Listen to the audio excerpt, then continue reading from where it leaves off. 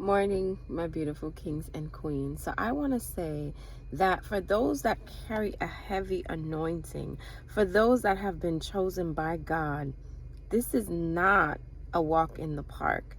This is not something that people would choose for themselves. To be anointed comes with battles. To be anointed comes with opposition. To be anointed, you are going to walk through things that most people would just the thought of it, most people would drop dead. You're going to experience things that most people wouldn't even dare dream of. To be anointed comes at a cost. To be anointed comes with a price. And then it's like when people see that anointing, before they understand the trial and the tribulation that you have gone through, before they understand the battles that you face daily, before they say, let me try to put myself in this person's shoes, they become envious. And it's like, baby, you don't want this. You definitely don't want this oil. You don't want this anointing. You don't want to be chosen by God, because to be chosen by God, you're going to battle. To be chosen by God is to be rejected. To be chosen by God is to be pursued. People don't understand that. They see the anointing, they see the glow, they see, they see how you do things well, but they don't understand that each and every day you have to get up, you have to put on your armor each and every day. Because just going out into the world is going to make you a target.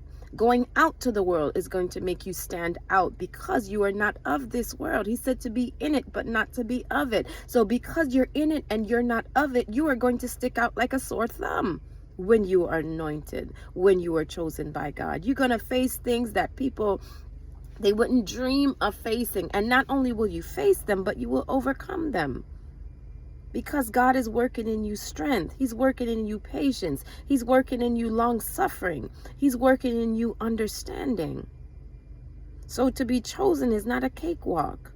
To be chosen is not for the weak of heart. To be anointed is not for the weak of heart. Because some of the things that I have been through, I could write you a book and you still wouldn't understand it. Why? Because who God calls, he desires to equip them. And how else will you be equipped unless you go to battle? How else will you be equipped if you haven't walked through these paths before?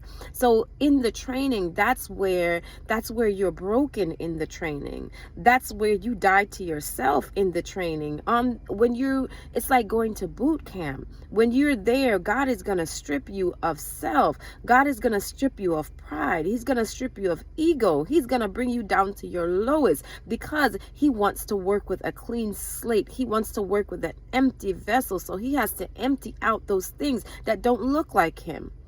That pride has to go. That ego has to go. Those little ways that you have that are not of him, they have to go, because God is not dealing with that. He desires an empty vessel so he can fill it up.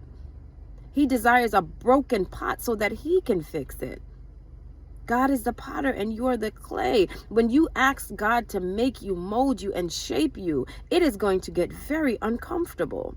When you ask God to take out the things that are in you that are not of him, you're going to become very uncomfortable. You may not like the process, but nevertheless, he is equipping who he has